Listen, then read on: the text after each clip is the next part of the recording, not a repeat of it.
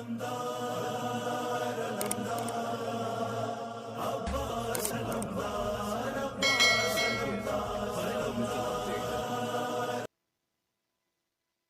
دعیتم الی ضیافت اللہ وجعلتم من اہل کرامت اللہ.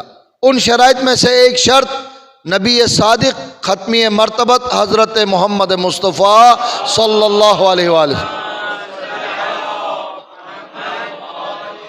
روزے دار ہونا.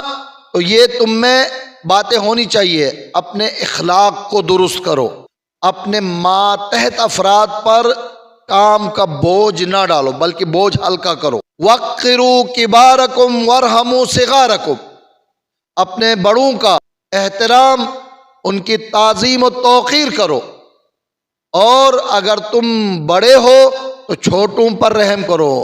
وارحموا صغارکم، کوئی سن باقی نہیں رہا. چھوٹے بڑوں کا احترام کریں، بڑے چھوٹوں پر رحم کریں، معاملہ خود بخود سیدھا ہو جائے گا. ہماری عادت، یعنی ہم انسانوں کی عادت یہ ہے کہ ہمیشہ دوسروں سے اپنا حق لینا جانتے ہیں، کسی کا حق دینے کا تصور بھی نہیں ہے ہم، جس کی وجہ سے معاشرے میں بہت زیادہ بگاڑ پیدا ہوا ہے. اگر ہر انسان بجائے حقوق لینے کے حق دینے کی کوشش کرے، چھوٹا بڑے کا احترام کرے گا، بڑا چھوٹے پر حق دے کر رحم کرے گا، تو خود بخود چھوٹا بھی اچھا، بڑا تو پہلے سے ہی اچھا تھا. وَقِّرُوا كِبَارَكُمْ وَارْحَمُوا صِغَارَكُمْ. مولا کائنات فرماتے ہیں یا رسول اللہ، آپ نے ماہ سیام کی بڑی فضیلتیں بیان کی، عبادت روزہ کی بڑی فضیلتیں بیان کی.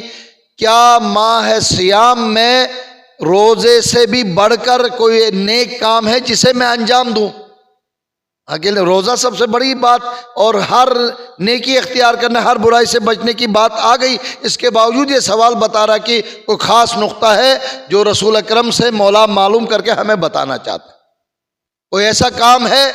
تو نبی کریم نے نہیں کہا زیادہ نمازیں پڑھو، نہیں کہا زیادہ تلاوتیں کرو، نہیں کہا بہت سختی سے روزہ رکھو، 1 گھنٹہ پہلے سے شروع کرو، 1 گھنٹہ بعد میں افطار کرو، سب کھا جائیں گے آپ منہ تکتے رہنا. کوئی ایسا کام نہیں کہا، بلکہ یہ کہا کہ رمضان میں بہترین کام یہ ہے کہ انسان چھوٹے بڑے گناہوں سے اپنے آپ کو بچائے. یہ سب سے بڑی نیکی ہے. روزہ بھی ہے اور گناہ بھی، یہ سمجھ میں نہیں آتا. معلوم ہے روزے کا وقت گزرتا نہیں ہے، لہٰذا ہم گانا سنتے ہیں. مومنین کرام، روزہ داروں کی بات ہے، وقت نہیں گزرتا، تاش کھیلتے ہیں، لیڈو کھیلتے ہیں، اور فلان کھیلتے ہیں، فلان کھیلتے ہیں. پھر آپ سوال نہیں کیے گا کون سا جائز کون سا ناجائز ہے. رمضان میں سب ناجائز ہے. رمضان تلاوت کے لیے ہے، رمضان عبادت کے لیے ہے. کچھ نہیں ہوتا آپ سے، رمضان میں سو جاؤ تاکہ سونے کی عبادت حاصل کرو. سو کر عبادت سونے سے کم نہیں ہے. اور آپ کو دن گزارنے کے لیے ادھر لڈو اور ادھر لٹو، ادھر لٹو ادھر لٹو، یہ کام نہیں کرو. سو جاؤ. خدا نے کہا تمہارا سونا بھی میرے نزدیک عبادت ہے. سوتے ہوئے سانس لو، یقیناً سانس لیں گے، سوتے ہوئے ہم سانس بند نہیں کرتے ہیں، خدا نہ کرے کہ سانس بند ہو جائے. سانس لیتے ہیں تو عبادت سونا الگ ہے، اور ذکر کی تسبیح کا ثواب آپ کو الگ مل رہا ہے. اگر آپ کے پاس آپ کے فتوی، یہ میرا فتویٰ تو یہ ہوا، آپ کے فتویٰ میں کسی اور کھیل کے اندر ذکر عبادت اور ذکر کا ثواب مل رہا ہے تو بتا دو تاکہ میں بھی اسے انجام دوں. لہٰذا فضولیات و لہویات کے ذریعے وقت نہ گزارو. اور دنوں میں موقع نہیں ملتا، وقت نہیں گزرتا، جاؤ قرآن مجید سے ملاقات کرو، چند آیتیں پڑھو. اسی رمضان کے اسی خطبے میں کہا گیا ہے کہ رمضان کی فضیلت یہ ہے اور دنوں میں ختم قرآن کرنا، اس رمضان کے مہینے میں 1 آیت تلاوت کرنا ختم قرآن کا ثواب رکھتا ہے. کسی نے سوال کیا یا رسول اللہ میں نے الف لام میم پڑھا، یہ 1 آیت ہے، سورہ بقرہ کی پہلی آیت الف لام میم ہے، کیا میں نے 1 آیت پڑھی؟ اسے لگ رہا تھا کہ یہ 3 حروف آیت کیسے ہو سکتا. پیغمبر نے فرمایا اس سے بھی کم. سورہ قاف میں 1 حرف ہے، سورہ قلم میں نون 1 حرف ہے، یہ بھی 1 آیت ہے. رمضان میں 1 حرف کی تلاوت آیت کے برابر ہے، اور آیت ختم قرآن کا ثواب دلاتا ہے. نور علی نور بنانا چاہتے ہو، خالی تلاوت نہ کرو، خالی تلاوت نہ کرو. اس کی مذمت حدیث کے ذریعے بھی عرض کر سکتا ہوں، لیکن ابھی عرض نہیں کروں گا ورنہ آپ تلاوت بھی نہیں کریں گے۔ چھوڑو، ان معاملات میں مشکلات پیدا ہوتی ہیں۔ لوگ باقاعدہ ہم سے کہتے ہیں ارے ان مولویوں سے باتیں نہیں کرو ورنہ فرائض پہ عمل کرنا ہوتا۔ مولوی سے معلوم نہیں کرو گے تو کیا فریضہ ادا کرنا واجب نہیں ہوگا؟ وہ ایک الگ مسئلہ ہے۔ یہ بلا وجہ اپنے لیے سہولت اور سہولت کاری کا کام کرنا یہ درست نہیں ہے۔ آج کل سہولت کاری کا بہت کام ہو رہا ہے، اس لیے اشارہ کیا۔ غرض اگر نور علی نور پیدا کرنا چاہتے ہو، چند آیتیں تلاوت کرو، تھکاؤ نہیں اپنے آپ کو، صرف اس کا ترجمہ پڑھو، اور ترجمے میں بھی بہت زیادہ وسیع تفسیر میں نہیں جاؤ۔ مولانا فرمان علی صاحب اعلی اللہ مقامہ، قوم پر وہ احسان کیا ہے کہ اس زمانے میں بہترین شرح، بہترین تفسیر آیت کے مطابق سائڈ میں چند سطروں پر، یعنی چھوٹی چھوٹی نوٹس کے اوپر انہوں نے شرح لکھی ہے۔ اگر انسان مسلسل قرآن کے پورے تفسیر ترجمے کے ساتھ یہ جو الفاظ مختصر شرح پڑھے گا، قرآن کے نصف سے زیادہ احکامات سے انشاءاللہ حافظ ہوگا۔ اس کے بعد کیونکہ فرمان علی صاحب کا نمبر ترجمہ لکھنے میں پہلے تھا، اس لیے میں نے پہلے نمبر پیش کیا، ورنہ اس سے بہترین، اس سے افضل ترین ترجمہ علامہ ذیشان حیدر جوادی اعلی اللہ مقامہ کا ہے۔ جنہوں نے پڑھا ہے ان کو معلوم ہوگا۔ ایک طرف عربی قرآن ہے، دوسری طرف اوپر کی سطر میں ترجمہ ہے، اس کے نیچے اس کی مختصر لائنوں میں انتہائی خوبصورت پیرائے میں شرح لکھی، ایک ایک لائن کی شرح ہے۔ 2 منٹ کے ویڈیو دیکھنے کے عادی ہے نا ہم لوگ، تو ایک ایک لائن کی شرح بھی پڑھ لو۔ اگر رمضان میں زیادہ نہیں 30 دنوں میں ایک آیت اس کا ترجمہ اور اس کی شرح پڑھ لی تو کم از کم رمضان کے آخر تک 30 آیتیں تو یاد ہوں گی نا، 30 آیتوں کا حکم تو معلوم ہوگا، اتنا تو ہو سکتا ہے۔ ایک آیت اس کا ترجمہ اور اس کی شرح۔ خدا تلاوت قرآن کی توفیق عطا فرمائے۔ 15 منٹ رہ گئے ہیں میری گفتگو ختم ہونے کے لیے۔ دل چاہتا ہے بقیہ حصے کو باقاعدہ کتاب کھول کر پڑھوں تاکہ جلد سے جلد ترجمہ بھی عرض کروں اور بالکل آخری مرحلے تک بھی سنا سکوں جسے میں سنانے کا ارادہ کر کے آیا ہوں، اور حکم بھی دیا ہے کہ باقاعدہ شہادت مولا امیر المومنین تک خطبہ بیان کرے۔ اس انداز سے جیسے میں عرض کر رہا ہوں ممکن نہیں ہے، اس کے لیے دو گھنٹے کم سے کم چاہیے۔ اب اس کے بعد جو بقیہ ہے، جو زبانی یاد تھا وہ تو عرض کیا، بقیہ کتاب سے دیکھ کر تلاوت کروں اور اس کا ترجمہ عرض کروں، کم از کم معلوم تو ہو جائے کہ اس شعبان کے خطبے میں آخری جمعے کے اندر رسول نے رمضان کے اہتمام کے لیے کیا کیا تیاری کرنے کا حکم دیا۔ یہاں تک میں آپ کی خدمت میں عرض کر چکا ہوں، وَوَقِّرُوا كِبَارَكُمْ وَارْحَمُوا صِغَارَكُمْ، بڑوں پر واجب ہے کہ چھوٹوں پر رحم کریں، چھوٹوں پر واجب ہے کہ وہ بڑوں کا احترام کریں۔ اور فرماتے ہیں کہ یہ وہ مہینہ ہے کہ اللہ تعالیٰ نے اس کے اندر تمہیں تذکر کے لیے حکم دیا۔ تذکر سنی ہوئی بات ہے، یاد دہانی کو تذکر کہتے ہیں، تذکر۔ لہذا فرماتے ہیں کہ اذکروا بجوعکم وعطشکم فیہ جوع یوم القیامت وعطشہ، واجب ہے تم پر کہ روزے کے چند گھنٹوں کے بھوک و پیاس کے ذریعے سے قیامت کے بھوک اور پیاس کو یاد کرو۔ قیامت کے بھوک اور پیاس، ہولناکی کو کل آپ نے حسن اتفاق ہے کہ ایصال ثواب کی مجلس میں چند باتیں سنی ہے۔ اذا زلزلت الارض زلزالہا ہوگا، یوم تضع کل مرضیۃ عما ارضعت وتضع کل ذات حمل حملہا ہوگا۔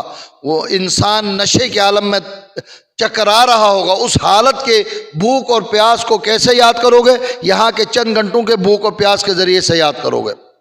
اور وَتَصَدَّقُوا عَلَىٰ فُقَرَائِكُمْ وَمَسَاكِنِكُمْ، اپنے معاشرے کے غریبوں، فقراء، مساکین پر صدقہ کرو۔ پھر یہ جملہ عرض کیا ہے وَوَقِّرُوا كِبَارَكُمْ وَارْحَمُوا صِغَارَكُمْ، بڑوں کا احترام کرو، چھوٹوں پر رحم کرو۔ وَصِلُوا أَرْحَامَكُمْ، صلہ رحمی کرو۔ وَاحْفَظُوا أَلْسِنَتَكُمْ وَغُضُّوا عَمَّا لَا يَحِلُّ النَّظَرُ إِلَيْهِ أَبْصَارَكُمْ، اپنے زبانوں کو گناہوں سے بچاؤ، اپنی نظروں کو ان سے بچاؤ جن سے بچانے کا حکم ہے۔ اما لا یحل الاستماع، اپنے کانوں کو ان چیزوں سے بچاؤ جن کا سننا حرام ہے۔ وتحننوا علی ایتام النساء، ناس یتحننوا علی ایتامکم، تم دوسروں کے یتیموں پر رحم کرو، خدا نے خواستہ ایسا مرحلہ ہے تو لوگ تم پر رحم کریں گے۔ مسلمانوں میں بہت ایک حدیث مشہور ہے، ہماری بھی حدیث ہے، ان کے ہاں بیان ہونے والی چیز ہمیں عجیب لگتی ہے، بیان کرنے میں بھی ہم لوگ تھوڑا سا پریشان ہوتے ہیں۔ اہل دنیا پہ تم رحم کرو، آسمان والا تم پر رحم کرے گا۔ اس میں تھوڑی سی خرابی آتی ہے کہ آسمان والا تاج پہن کر کرسی پر بیٹھا ہے، ہمارے عقیدے میں ایسا نہیں، خدا ہر جگہ موجود ہے، لہٰذا بندوں پر تم رحم کرو، خدا تم پر رحم کرے گا۔ یعنی عدلے کا بدلہ ہے، یوں سمجھ لو جیسا کرو گے ویسا بھرو گے۔ تم لوگوں کے ساتھ نیکی کرو گے، انشاءاللہ وقت آنے پر لوگ آپ کے ساتھ نیکی کریں گے۔ یہ پریکٹس رمضان المبارک میں ہونا چاہیے۔ درود پڑھیں محمد و آل محمد۔ اگلا جملہ ہے وَتُوبُوا إِلَى اللَّهِ مِن ذُنُوبِكُمْ وَارْفَعُوا إِلَيْهِ أَيْدِيَكُمْ بِالدُّعَاءِ فِي أَوْقَاتِ صَلَوَاتِكُمْ۔ سچے دل سے توبہ کرو، نماز کے اوقات میں خدا سے دعا مانگو، کیونکہ فَإِنَّهَا أَفْضَلُ السَّاعَاتِ، نماز کے وقت رمضان کے مہینے میں دعا مانگنا بہترین دعا کا موقع ہوتا ہے۔ افضل الساعات ينظر اللہ عز وجل فیہا بالرحمت علی عبادہ، پروردگار اپنی رحمت کی نظریں اپنے بندوں پر جاری فرماتا ہے۔ یجیبکم اذا ناجو، تم دعا کرتے ہو، مناجات کرتے ہو، خدا جواب دیتا ہے۔ ویلبیہم اذا نادو، خدا کو پکارتے ہو تو خدا لبیک عبدی کہہ کر جواب دیتا ہے۔ درود پڑھے محمد و آل محمد۔ وَيُؤْتِيهِمْ إِذَا سَأَلُوهُ، جب بندہ خدا سے مانگتا ہے، بندے مانگتے ہیں تو خدا عطا فرماتا ہے۔ وَيَسْتَجِيبُ لَهُمْ إِذَا دَعَوْا أَيُّهَا النَّاسُ إِنَّ أَنفُسَكُمْ مَرْهُونَةٌ بِأَعْمَالِكُمْ فَكُفُّوهَا بِإِسْتِغْفَارِكُمْ، لوگوں تمہارے کندھوں پر گناہوں کے بوجھ لدے ہوئے ہیں، رسول فرما رہے ہیں استغفار کے ذریعے سے اپنے آپ کو گناہوں کے بوجھ سے ہلکا کرو۔ آہستہ بولا تاکہ سب کو سمجھ میں آ جائے۔ گناہوں کا بوجھ ہے، استغفار کے ذریعے اپنے آپ کو گناہوں کے بوجھ سے ہلکا کرو۔ وَظُهُورَكُمْ ثَقِيلَةٌ مِّنْ أَوْزَارِكُمْ، اور تمہاری پشت گناہوں کے وزر، قرآنی استعمال ہے، لفظ استعمال ہوا، وزر، بوجھ گناہ کی وجہ سے بہت باری ہو چکے ہیں، ثقیل ہو چکے ہیں۔ فَخَفَّفُوا عَنْهَا بِطُولِ سُجُودِكُمْ، سبحان اللہ، اس گناہ کے بوجھ کو ہلکا کرو طویل سجدے انجام لا کر، طول سجودکم۔ وَاعْلَمُوا أَنَّ اللَّهَ عَزَّ وَجَلَّ اقسم بِعِزَّتِهِ أَن لَا يُعَذِّبَ الْمُصَلِّينَ وَالسَّاجِدِينَ، رب کریم، نبی فرماتا ہے رب کریم نے اپنے ذات کی قسم کھائی ہے، اپنے عزت و جلالت کی قسم کھائی ہے کہ نماز گزاروں اور سجدہ کرنے والوں کو کبھی عذاب جہنم نہیں دوں گا۔ دعائے کمیل کا جملہ یاد ہے، اے پروردگار تو اسے کیسے سزا دے سکتا ہے جو تمہارے سامنے سجدہ ریز ہوتا ہے۔ ہدایت دینے کے لیے بہترین جملہ، وَأَن لَا يُرَوْئِيَكُمْ بِالنَّارِ يَوْمَ يَقُومُ النَّاسُ لِرَبِّ الْعَالَمِينَ، خدا عذاب جہنم میں اسے نہیں ڈالے گا جب رب العالمین کی عبادت کرنے والا اور اطاعت کرنے والا ہوگا۔ ایھا الناس، تھوڑا سا موضوع بدل گیا، من فطر منکم صائما مؤمنا فی ھذا الشہر کان لہ بذلک عند اللہ عتق رقبۃ ومغفرۃ لما مضی من ذنوبہ۔ اے لوگو، رمضان میں ایک بندے، ایک روزہ دار کو افطار کرانا ایک غلام آزاد کرنے کے برابر ہے، اور ایک افطار کرانے کی وجہ سے تمہارے سارے سابقہ گناہ معاف ہو جاتے ہیں۔ درود پڑھیں محمد و آل محمد۔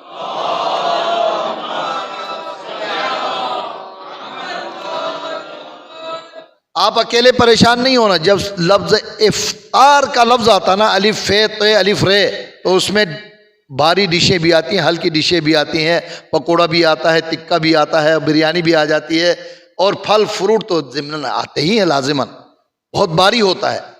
لہٰذا ہم سمجھتے ہیں ہم ہی زیادہ چالاک ہیں، اس زمانے میں بھی سمجھدار لوگ تھے۔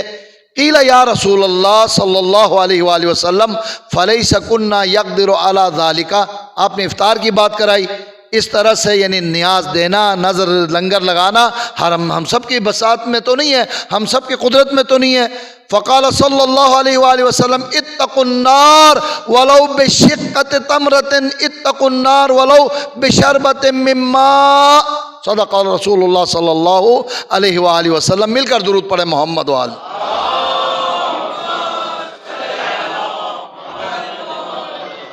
جب سوال کیا ہے کہ یا رسول اللہ میں تو اس پر قدرت نہیں رکھتا۔ آپ نے فرمایا اپنے آپ کو جہنم کی آگ سے بچاؤ کھجور کے ایک ٹکڑے سے، پورا کھجور بھی نہیں، اور ایک پینے والے قطرے پانی سے، ایک گھونٹ پانی پلا کر بھی اللہ کی رحمتیں برکتیں سمیٹ لو۔ واقعاً حقیقتاً دکھاوے کے لیے پورا لنگر لگانے سے بہتر ہے نیک نیتی اور خدا کی خوشنودی کی خاطر ایک کھجور اور ایک گلاس پانی پلاؤ تو بہت بہتر ہے۔ تو نبی نے فرمایا وَلَوْ بِشِقَّةِ تَمْرٍ، تمر کھجور کو کھجور کے ایک ٹکڑے سے، وَلَوْ بِشَرْبَةٍ مِّن مَّاءٍ، ایک گلاس پانی سے۔ ایھا الناس من حسن منکم فی ھذا الشہر خلقہ کان لہ بذلک جوازا علی الصراط یوم تضل فیہ الاقدام۔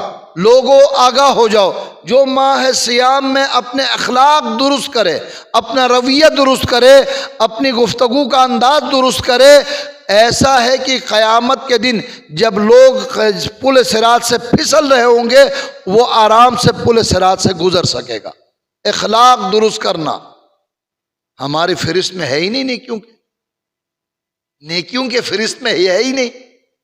یہ جملہ لوگ مذاق کے انداز میں سنتے ہیں، باہر ملے بڑا خوش اخلاق ہے، یہ تو ہنس مکھ کے ملتا ہے، گھر میں شمر لعین آیا، ابا نہیں، بیوی دعا کرتی ہے پروردگار نہ آئے کیوں؟ آئے گا تو ڈنڈے دے گا، اس لیے گالیاں دے گا، اس لیے اخلاق درست کرو تاکہ جس دن قدم پل صراط سے سلپ ہو رہے ہوں گے اس وقت خرامہ مومن کی طرح سے جنت کی طرف جاؤ گے۔ کیا کروں، بات ختم ہو ہی نہیں رہی ہے، آپ بھی سنتے رہیں، انشاءاللہ برداشت کریں تھوڑا سا۔ فرماتے ہیں یوم تزل فیہ الاقدام من خفف فی ھذا الشہر اما ملکت یمینہ خفف اللہ علیہ حسابہ۔ میں نے ویسے ذکر میں عرض کیا تھا، اب عبارت میں آ گئی، جو اپنے ماتحت کے اوپر بوجھ ہلکا کرے، اس کا کام ہلکا کرے، پروردگار قیامت کے دن اس کا حساب انتہائی ہلکے انداز سے لے گا۔ کام کرنے والا بھی تو انسان ہے نا، تم مر جاتے تو مر جاؤ، میرے کام تمہیں کرنا ہے۔ ڈرامے میں دکھا رہے تھے، ایک شخص اذان کی آواز آ رہی ہے اور وہ کچھ پیک کر رہا ہے، کہہ رہا ہے کہ اذان کی آواز آ رہی ہے میں جاؤں، کہا تمہارے نماز کھاؤں کیا، میرا کام کرنا کرو، تو شرعی حکم بھی ہے، وقت قضا ہونے تک مالک کی اجازت نہیں تو جا بھی نہیں سکتے، قضا ہونے کے مرحلے میں اب خدا کے اوپر کسی کی مالکیت نہیں ہے، جانا ہی پڑے گا۔ لیکن اگر خود انسانیت کا تقاضا پورا کرے اور اس کے بوجھ کو ہلکا کرے، الحمدللہ کچھ تو نظر آتا ہے، ایک آدھ گھنٹہ جلدی چھٹی ملتی ہے یا نہیں، کام ہلکا ہو گیا، انشاءاللہ تعالیٰ ان کی عبادتیں قبول فرمائے، قیامت کے دن حساب ہلکا ہوگا۔ وَكَفَّ فِيهِ شَرُّ كَفَّ اللَّهُ عَنْهُ الْعَذَابَ، اگر انسان اپنے ماتحت پر سختی کرنے سے ہاتھ روکے گا تو قیامت کے دن خدا حساب و کتاب میں سختی کرنے سے اپنا ہاتھ روک دے گا۔ درود پڑھیں محمد و آل محمد۔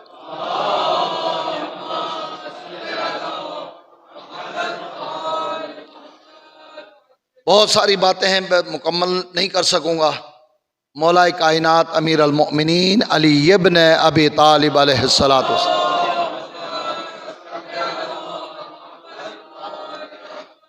فرماتے ہیں، بیان کرتے کرتے رسول اکرم رونے لگے۔ میں نے عرض کی یا رسول اللہ آپ کے رونے کا سبب کیا ہے؟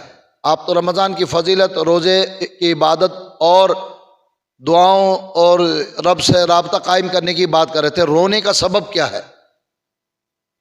فرمایا کہ میں کسی رمضان میں دیکھ رہا ہوں آپ کے سر کے خون سے داڑھی خضاب کر دی جائے گی۔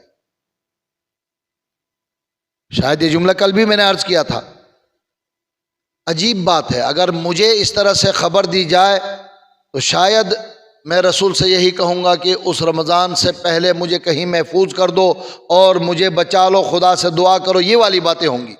لیکن مولا کائنات کیا سوال کرتے ہیں، یا رسول اللہ آپ نے کہا یقیناً شہادت یقینی ہے، لیکن صرف اتنا بتا دے جب شہادت واقع ہوگی میرا ایمان سالم رہے گا یا نہیں؟ اللہ اکبر، کون कुल्ल ईमान। अमीर अल मोमिनीन इमाम उल मुत्तकीन फरमाते हैं कि उस वक्त ईमान कामिल रहेगा या नहीं। इसका मतलब है कि आम इंसान का भी वक्त आखिर बहुत ही ख़तरा है। लिहाजा अल्लाहुम्मा जअल आक़िबत उमूरिना खैरा की दुआ छठे इमाम ने फरमाई है, और कहा है कि तुम भी दुआ करो कि कम अज़ कम आक़िबत बखैर हो, वक्त आखिर बा ईमान दुनिया से जाओ, इसे आक़िबत बखैर कहते हैं। तो नबी करीम ने जुमला बदल कर कहा, क्यों नहीं, आपके ईमान और अदल की वजह से ही तो कत्ल कर दिया जाएगा। कहा गया ना, उतिला अमीर अल मोमिनीन लशिद्दत अदली, सख्त अदालत की वजह से लोग बर्दाश्त न कर सके, दोस्त भी दुश्मन हो गए, जो दुश्मन थे वो तो दुश्मन थे ही। शिद्दत अदल की वजह से कत्ल कर दिया जाएगा। बस अज़ादारो, नबी करीम के इस फरमान पर गोया अली ने यकीन कर लिया। जभी तो जब 19 रमज़ान की शब हज़रत उम्म कुलसूम के यहाँ इफ्तार करके उठे हैं ना, आसमान की तरफ देखकर एक जुमला कहा, ही वल्लाह, खुदा की कसम मेरे रसूल ने जिस रात की पेशनगोई की थी वो रात यही रात है। उम्म कुलसूम फरमाती है, मैं बहुत घबराई, नहीं मालूम बाबा किस खतरे की बात कर रहे हैं, किस वादे की बात कर रहे हैं, नहीं समझ सकी।